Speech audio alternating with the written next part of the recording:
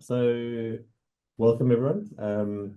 So this is a session on South African SME sector. So as Clinton talked about, so I think we want to just start. In the first is to just go through a bit of an agenda, what we're going to have a look at, and then just go through those. I mean, there's a lot of stuff to cover in a relatively short time, so I'll try and get through it all. And then if you do have any questions at the end, happy to field those. So we're first going to look at the sort of recent headwinds, so the environment we've had in the first half of 2025. How we see things turning would be our next point. We're looking at the political situation in South Africa, infrastructure changes, where there might be opportunities or where we're seeing opportunities in the SME sector across South Africa. And then some options for SMEs and why South Africa really is a pretty positive place to be right now. So there are a few aspects there in terms of where we're located, the rand itself, and business sentiment. And then obviously we're going to look finally just at what expectations are for GDP in the year going forward. So first off, to kick off the resilience. Importantly, and it's something we like to highlight a fair bit, is that South African small businesses, our SMEs, your businesses, contribute a significant amount to employment in South Africa. So we've said this a lot. It's 50% at least of the employment. If you look at recent comments by Capitec, that number is a lot more significant than 50%. It's a really, really significant number, and when you want to make a difference to employment in South Africa, you have to do it through SMEs. So that's what we've been saying to government for a number of years, and it does feel like they're starting to pay attention to that. Again, 34% of our GDP at a minimum is coming from small businesses. So that's really the income of a country. So it's a critical part of our economy, and SMEs are the biggest employer as a group. So something to consider. The last 12 months, we've seen pretty challenging in terms of the SME environment. We've seen stagnant growth across a lot of businesses, and we've seen high interest rates. So you would all appreciate how difficult it is to contend with that. And we've also seen high inflation consistently for a long period of time, which is now starting to come down, and we'll touch on that as well. Our data, and we're very fortunate that we've got a lot of SME data, which other businesses don't have access to, show that turnover in the last 12 months, which is your revenue, has decreased by, on average, around 50%. And this is the sort of 12 months to February, March. And I'll talk to a bit of that going forward. But it shows how much pain small businesses have felt in the last little period, what sort of support they really have needed. But as always, the resilience of SMEs in South Africa is something to behold. Small businesses just keep finding a way to succeed and find opportunities in adversity, and that's something that is really an incredible aspect of South African business, and it's something of which we're really proud, and it's amazing to be supporting these businesses through tough times. Then going forward, I think a couple of really positive pieces here. So inflation has, the Reserve Bank's always had an inflation target. I mean, that's been their mandate really to manage it between 3 and 6%. Inflation's dipped below 3%. So it's been consistently low for quite a long time now, which is really positive in terms of consumer spending and the ability for consumers to start spending in your businesses. So aligned with this, and we'll show on the next slide, is our repo rate outlook. So repo rate is tied to prime. Prime is what most people are more familiar with, is 3.5% higher than repo. So it just moves in line with the repo rate. But since September last year, we started to see the repo rate coming down and prime coming down accordingly as well. So really nice to see prime reducing, and government understanding that reduced interest rates really drive growth in an economy. Both of these things, as I mentioned, will boost consumer spending.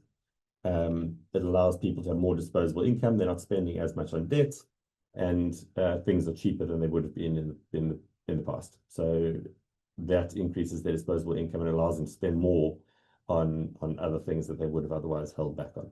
So that's positive looking forward.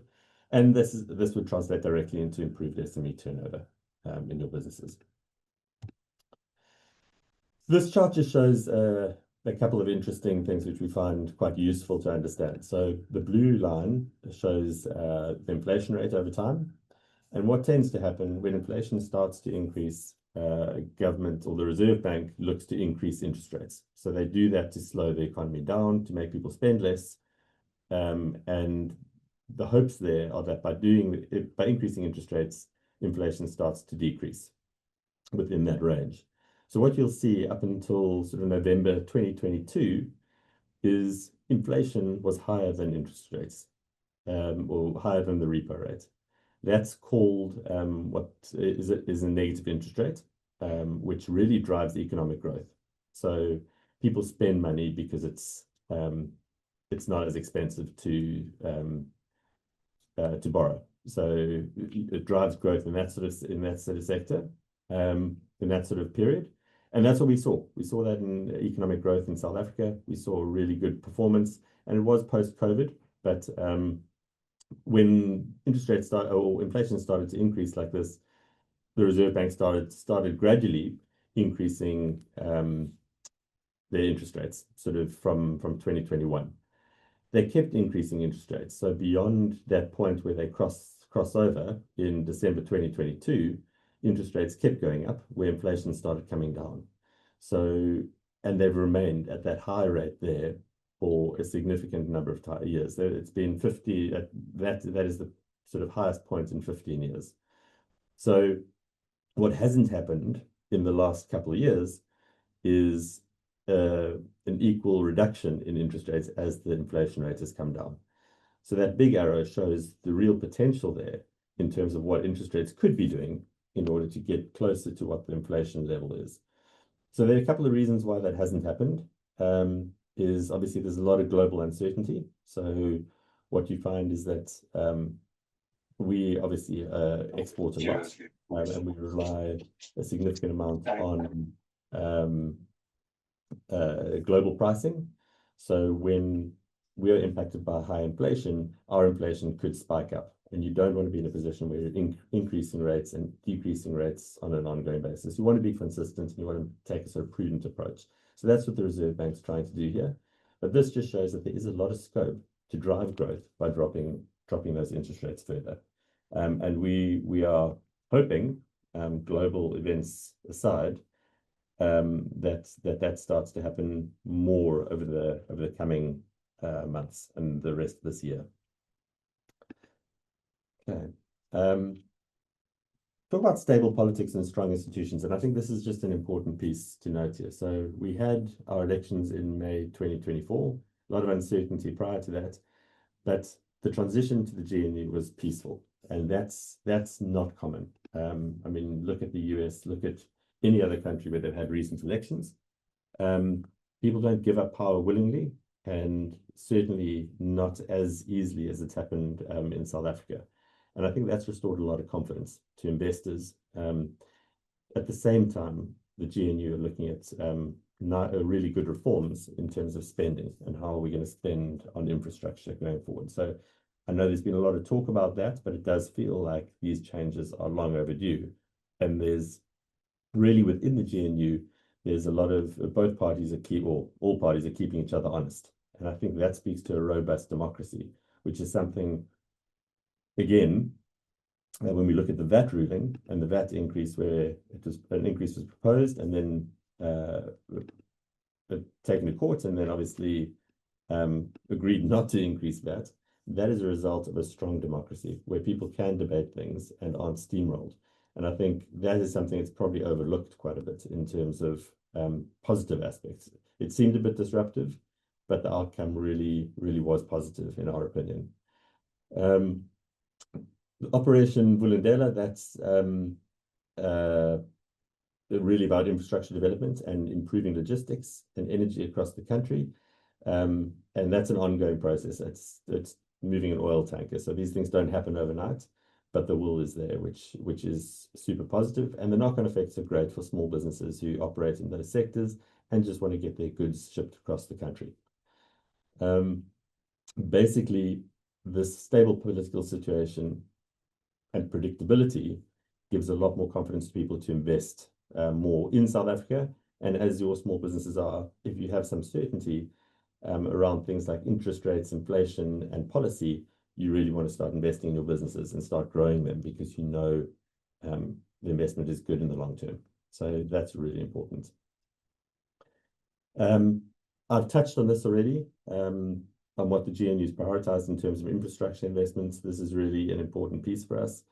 And I'll show you ports on the next page, but our ports have not been, it's a real opportunity for us, but it's not something we've really unlocked really well. Our ports haven't been performing very well by global standards, but we have a massive opportunity, and I'll show you that in the next slide, because South Africa, geographically, we are incredibly well positioned.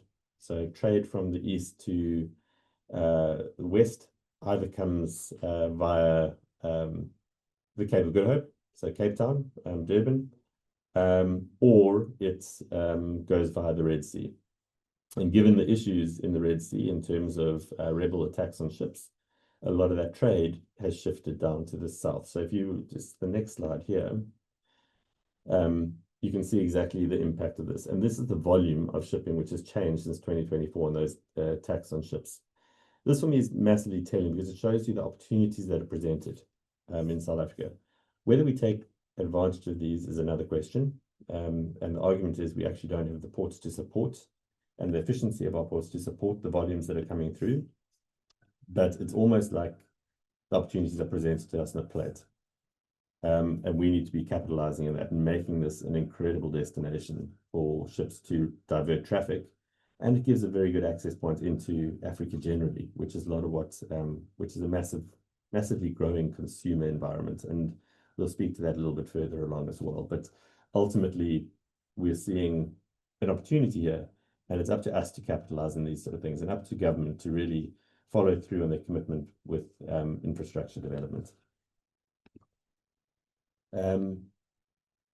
Basically, this all comes down to interest rates and inflation. So where we look at opportunities, in simple terms, when your inflation is low and your interest rates are low, people have more money. They feel wealthier and they spend more. And that translates into, across all the SMEs, or the majority of SMEs, that will translate into increased revenue.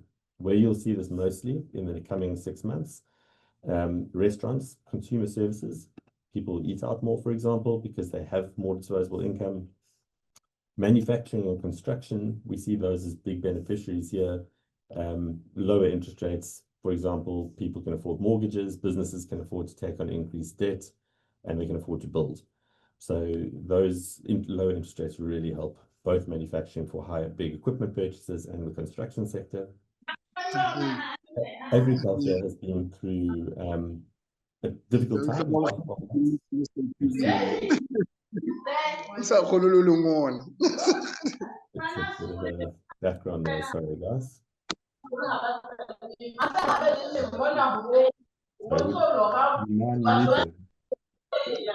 Sorry, Morgan Ramali, would you mind muting on your side, please? Sorry guys, we'll just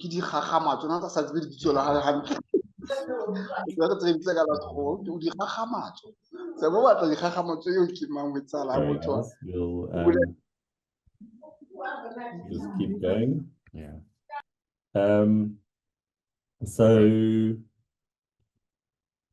So agriculture has been through a really tough patch in the last 12 months. I mean, we've seen droughts, we've seen avian flu, we've seen diseases, and we've seen floods as well. So agriculture was hit really, really hard in 2024 and the first part of 2025. We had predicted that that would improve, and we are seeing that. So agriculture is really what's driving South Africa's GDP forward at the moment. It's saw really good growth, I think between 15 and 17% in the first quarter of this year. So positive there for agriculture. It's a great industry to be involved in terms of with a big African market, and there's always going to be demand for agriculture. So if the conditions are right, as we expect they will be going forward, and Data is showing that that's looking likely to be the case. Agriculture, we anticipate will have a good year. And then energy and renewables. When load shedding ceased or stopped temporarily, whichever way you consider it to be the case, a lot of energy and renewables businesses struggled because people decided they didn't need solar installations, etc. anymore.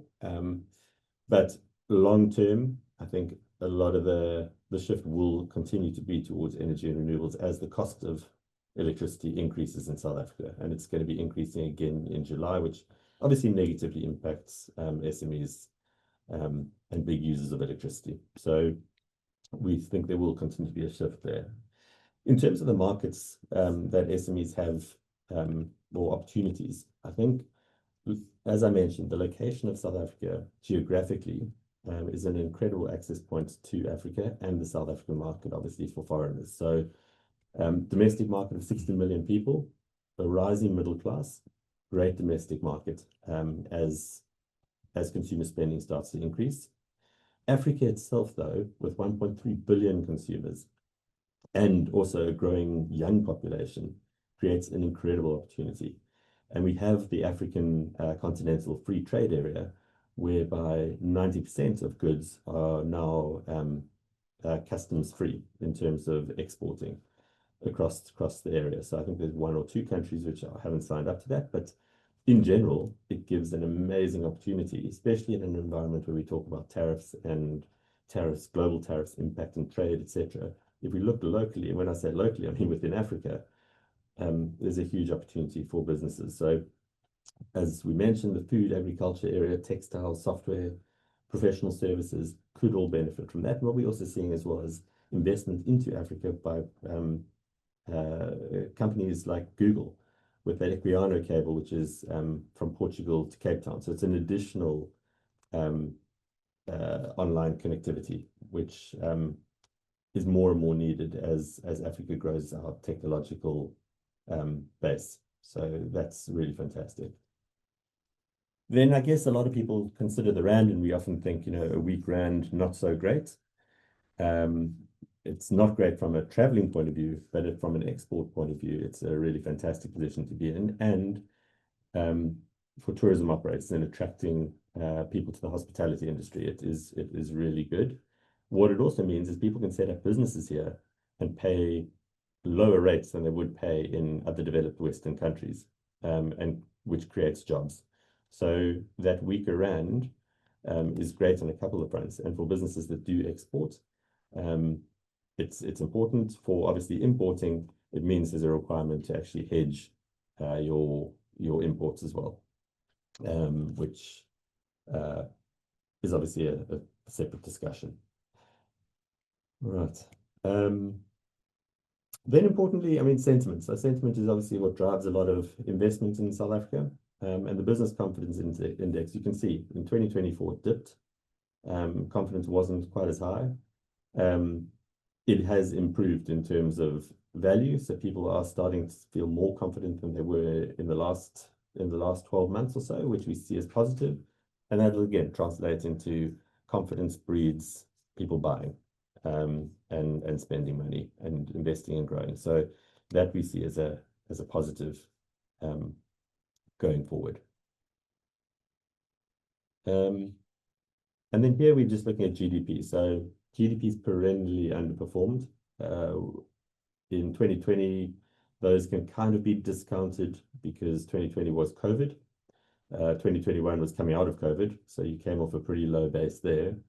2022, though, we had steady growth, and then it has decreased 2023, 2024, which is what we've seen in the SME performance. So we've seen that weaker kind of dip aligned with the consumer business confidence as well. So what's important is what we think about going forward. So a lot of the factors we mentioned, lower inflation, lower interest rates, increased business sentiment, is likely and expected to drive increased turnover growth and increased GDP in South Africa. So the 1.5% prediction here is really a consensus. Our Reserve Bank is anticipating 1.2%, so on the conservative side, but a couple of the banks and a couple of the ratings agencies are proposing a 1.5 to 2% increase. So this is more of a consensus level.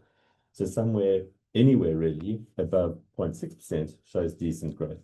So at the low end, if we said we were 0.8% growth, that would translate into about a 30% improvement on last year, which is significant. So it feels like we've come off the base, a low base, and we are seeing a lot more positivity in the businesses we're funding. We're seeing a lot more stabilization in the performance of these businesses, and we are starting to see a lot of green shoots in terms of increased turnover and increased affordability, which really translates well into the future. And then finally, I think just in terms of where we are as a country globally, I think it's important to consider that we hear a lot of negative stuff about South Africa, but we've had load shedding, we've had COVID, we've had a lot of other detrimental, difficult, challenging environments for small businesses.